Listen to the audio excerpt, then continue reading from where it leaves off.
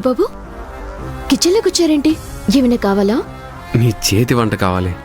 నా కోసం ఈరోజు నువ్వు వంట చేయాలి.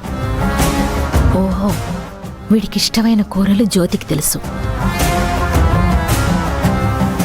ఈ అమ్మాయి వంట రుచి అలా ఉండదు కాబట్టి కనిపెట్టొచ్చని వీడి ప్లాను. మీరడగాలి కానీ మీకోసం బ్రహ్మాండంగా వంట చేసి పెడతాను. ఏం చేసి పెట్టమంటారు? కొత్తగా అడుగుతున్నావేంటి జ్యోతి? రాజీవ్ ఇష్టాలు అలవాట్లు అన్నీ నీకు తెలుసు కదా. ఇంతకుముందు ఎప్పుడు నువ్వు వాణ్ణి ఏం చేయమంటావు దొరబాబు అని అడగలేదే. నువ్వు నీ చేత్తో ఏది వండితే నాకు బాగా ఇష్టమో అదే చెయ్యి. సరే దొరబాబు, చేస్తాను. ఇదెక్కడి గొడవ? జ్యోతక్క పెద్ద పెద్ద విషయాలన్నీ చెప్పి నన్ను ప్రిపేర్ చేసింది, కానీ రాజీవ్ గారికి ఏమంటే ఇష్టమో చెప్పలేదు. ఇప్పుడు ఎలా? అలా నిలబడ్డావేంటి జ్యోతి? రాజీవ్కి ఇష్టమైన కూరగాయలేవో తీసిస్తే నేను కట్ చేసిస్తాను. సరే అత్తయ్య గారు. నేనిప్పుడు ఏ కూర చేసినా, నా చేత్తో వంట చేసినా దొరికిపోతాను. వీళ్ళకి అనుమానం రాకుండా అక్కని ఇక్కడ ఎంటర్ చేసి నేను సైడ్ అయితే బెటర్. మిగతావి అక్క చూసుకుంటుంది.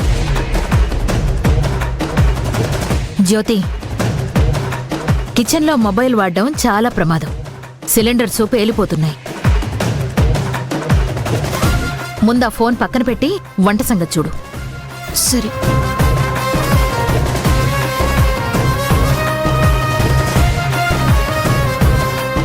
ఇంకా ఎంతసేపు జ్యోతి? ఆ కూరలేవో తీసిస్తే నేను కట్ చేసి పెడతాను. ఈలోపు నువ్వు మిగతా ఏర్పాట్లు చూడు. అలాగే అత్తయ్య గారు. రాజీవ్ గారికి ఏ కూర ఇష్టమో ఎలా తెలుస్తుంది?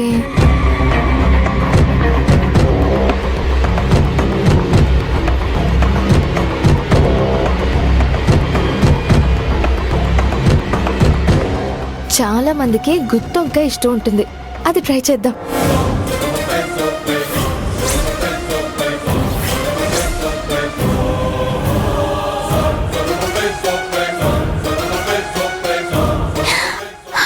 దొరబాబుకి గుత్తంకాయ కూరంటే, అది కూడా నా చేతి గుత్తంకాయ కూరంటే చాలా ఇష్టం అత్తయ్య గారు. అంతేగా దొరబాబు?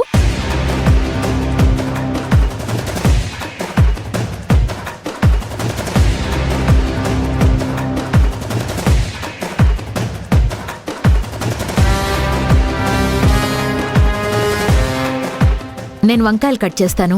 నువ్వు దీనికోసం మసాలాలు రెడీ చేసుకో. ఇంకో పక్క అన్నం వండు. అలాగే అత్తయ్య గారు.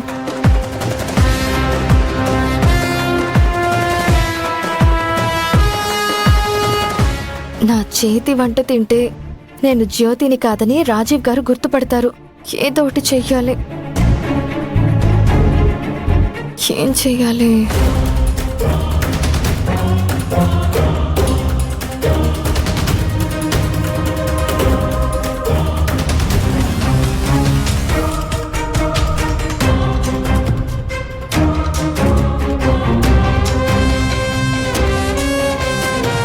దేవుడా, నెట్ ఆన్లో లేదనుకుంటా. మెసేజ్ చూడట్లేదు. ఈ గంట ఎలా గడుస్తుంది? ఏంటి జ్యోతి, చెప్తే అర్థం కావడం లేదా? కాసేపు ఫోన్ పక్కన పెట్టు.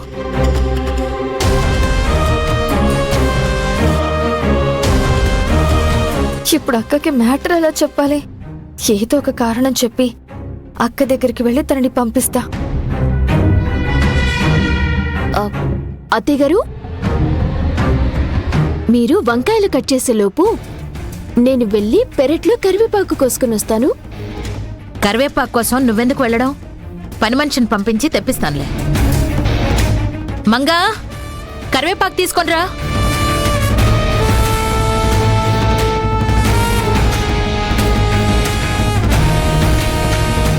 ఏంటత్తయ్య మీరు? జ్యోతి వంట చేస్తుంటే కిచెన్లో కూరలు కట్ చేస్తున్నారు. మిమ్మల్ని ఇలా ఎప్పుడు నేను చూడలేదు. అది చెప్తే నేనెందుకు చేస్తాను? మరి ఇదేంటి? దీని గుట్టు బయట పెట్టడానికి రాజీవ్ వంట టెస్ట్ పెట్టాడు. వంట టెస్టా? ఎందుకు? వర్షనే అసలు జ్యోతి అని రాజీవ్ నమ్మకం.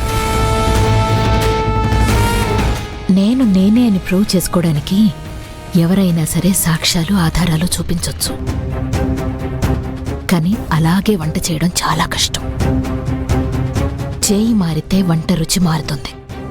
ఒకరు చేసిన వంట ఇంకొకరు సేమ్ అలాగే చేయలేరు.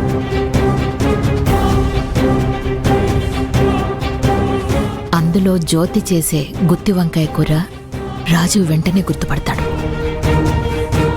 అందుకే ఈ పిల్లతో గుత్తి వంకాయ కూర చేయిస్తున్నాం. కొద్దిసేపట్లో అంతా బయటపడుతుంది. రాజీవ్ సూపర్గా ప్లాన్ చేశాడు.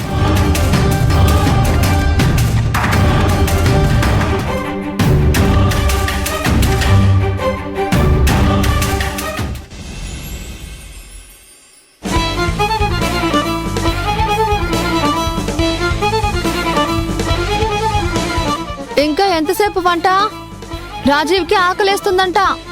అయిపోవచ్చింది శ్రావ్య.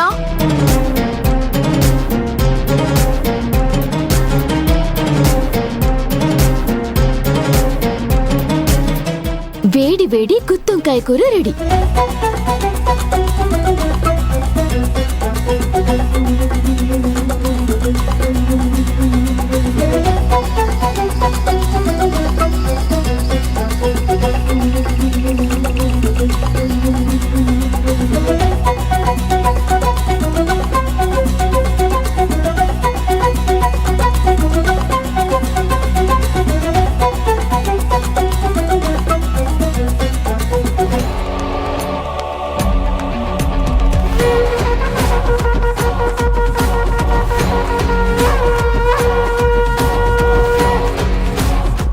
ఏంట్రా అలా చూస్తున్నావు? జ్యోతి చేసిన టేస్ట్ కాదు కదా? చాలా బాగుంది.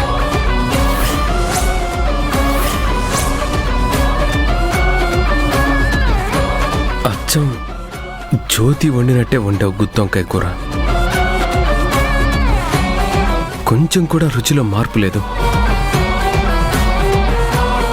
జ్యోతి వండినట్టు వండడం ఏంటి దొరబాబు? నేను జ్యోతిని కదా.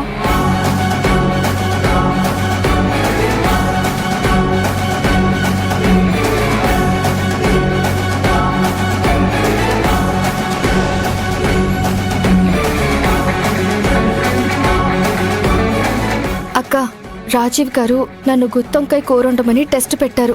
I'm in trouble. నువ్వు నాలా వచ్చి వంట చెయ్యాలి.